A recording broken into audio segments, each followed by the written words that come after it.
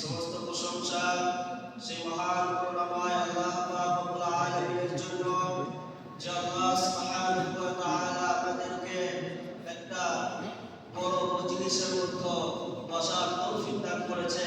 সে আল্লাহ সুবহানাহু ওয়া তাআলার প্রতি আমরা সকলে শুকরিয়া শুনি বলি আলহামদুলিল্লাহ। তারপরে আমার নবী, আপনার নবী, দাদা সারা বিশ্বের নবী, নবী কুলের শিরোমণি আকা ইমানদার তাজদার মদিনা নবী আহমদ মুস্তাফা নবী মুহাম্মদ রাসূলুল্লাহ সাল্লাল্লাহু আলাইহি ওয়াসাল্লামের প্রতি আল্লাহ পাকের পক্ষ থেকে অসংখ্য শান্তি ধারা বর্ষিত হোক। আমরা সকলে বলি আল্লাহুম্মা সাল্লি আলাইহি আল্লাহুম্মা বারিক আলাইহি। মুহতারাম ইমানদার ভাই সকল, আজ আমাদের বায়ানের মূল উদ্দেশ্য সময়ের হেফাজত ও গুরুত্ব। মনে রাখা দরকার, আল্লাহ রাব্বুল আলামিন এই পৃথিবীতে প্রতিটি মানুষের জীবন একটি নির্ধারিত সময়ের সাথে বেঁধে দিয়েছে। সেই নির্ধারিত সময় শেষ হলে সকলকে চলে যেতে হবে, এক মুহূর্ত বিলম্ব করা যাবে না। আল্লাহ রাব্বুল আলামিন সূরা আরাফের 34 নম্বর আয়াতের মধ্যে বলেন, ওয়ালিকুল্লি উম্মাতিন আজাল, আমার আপনার সবারই মরণের সময় নির্ধারিত করা আছে।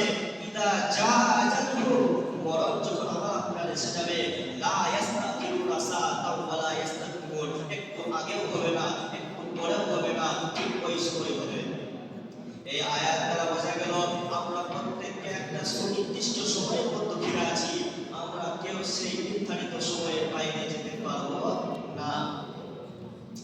সম্মানিত সুধীবৃন্দু, সময় হলো পৃথিবীর সবচেয়ে মূল্যবান সম্পদ। তাই আরবি ভাষায় একটি প্রবাদ আছে, আল ওয়াক্তু আসমানু মিনাজ যাহাব, সময় সোনার চেয়েও দামি।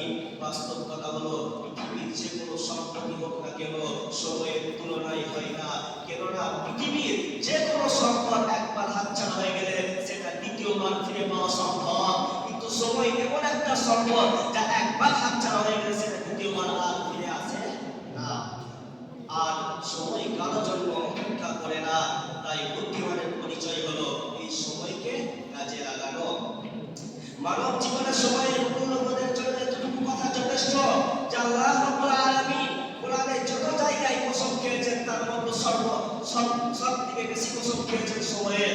কখনো রাতের কসম খেয়ে বলেছেন ওয়াল্লাইলি, রাতের কসম, আবার কখনো দিনের কসম খেয়ে আল্লাহ রাব্বুল আলামিন বলেছেন ওয়ান নাহারি, দিনের কসম। কখনো চাঁদের সময়ের কসম খেয়ে বলেছেন ওয়াদুহা, চাঁদের সময়ের কসম।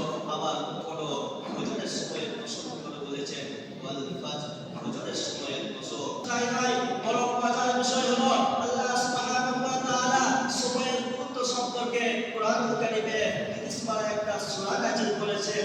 সূরাটির নাম হলো সূরা আসর। আল্লাহ তাআলা বলেন, ওয়ালা আসরি ইন্নাল ইনসানা লাফি খুসর।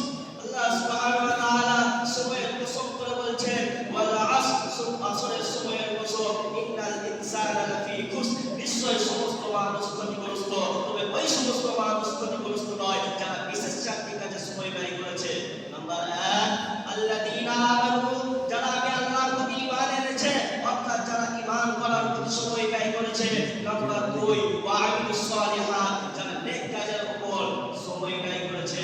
নাম্বার 3, ওয়া তাওয়াসাউ বিল হক, যারা মানুষকে হকের প্রতি আহ্বান করার প্রতি সময় ব্যয় করেছে। নাম্বার 4, ওয়া তাওয়াসাউ বিস সবর, যারা মানুষকে ধৈর্য ধারণ করা ও গুনাহ বর্জন করার উপদেশ দেওয়ার জন্য সময় ব্যয় করেছে। এই ধরনের আল্লাহ সুবহানাহু ওয়া তাআলা যে সমস্ত বান্দাদের মধ্যে এই